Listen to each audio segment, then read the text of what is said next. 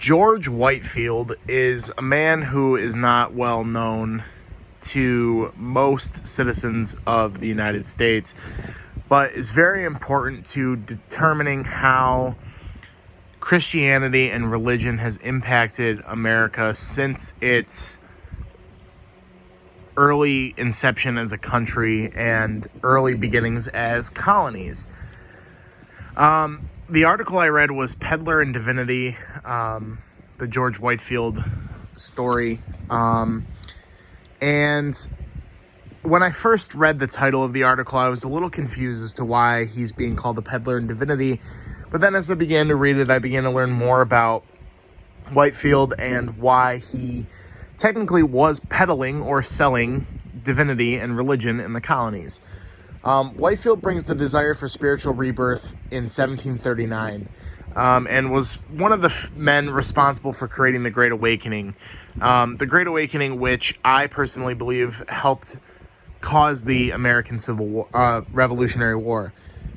He challenged local distinctions and authority relations with his rhetoric, meaning the local governments and procedures that were in place by the governing bodies and the people in charge.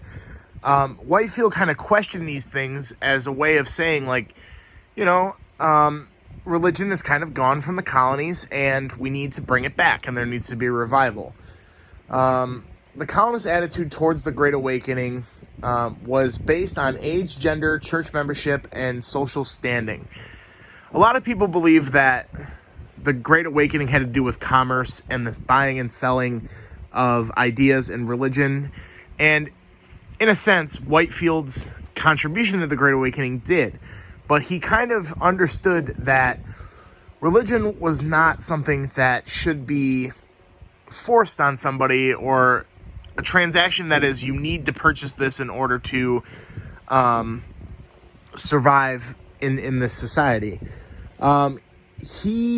Whitefield benefited significantly in a few ways. The first way he benefited was that he made religion personal for people.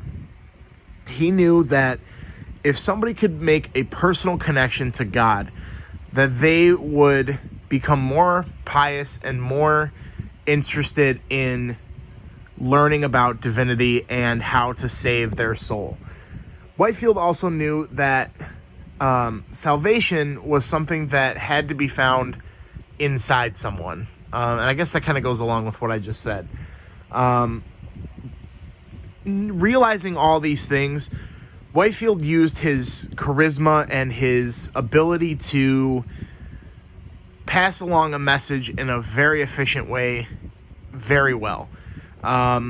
He was someone with high social power and people wanted to hear him. There were tales about when he spoke,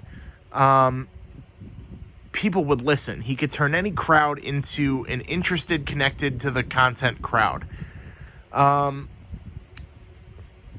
There's an idea that Whitefield was going about this in a way to just make money, and these Great Awakening preachers were selfish in their intent. Whitefield was trying to be a commercial preacher, but he also was trying to be sincere and legitimately try to bring back the influence of religion and divinity in the colonies because he thought they had gone astray. Whitefield did this by realizing the potential of the press. He took out newspaper ads which advocated for his sermons and published his sermons and information about him.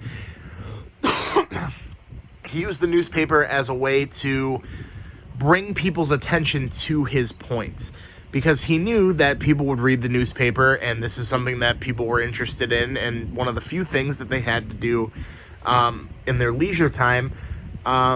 So he was kind of the guy who basically put the ads in front of the people in a way that was sincere, but also a way that would get people on his cause and to do the things that he wanted them to do. The other thing is, a lot of the money that Whitefield collected went to charity, to building religious schools to teach children about divinity and try to get them involved in the religion. Whitefield is very important to the Great Awakening and did a fantastic job of using the press and monetizing his actions in order to cause social change that he wanted.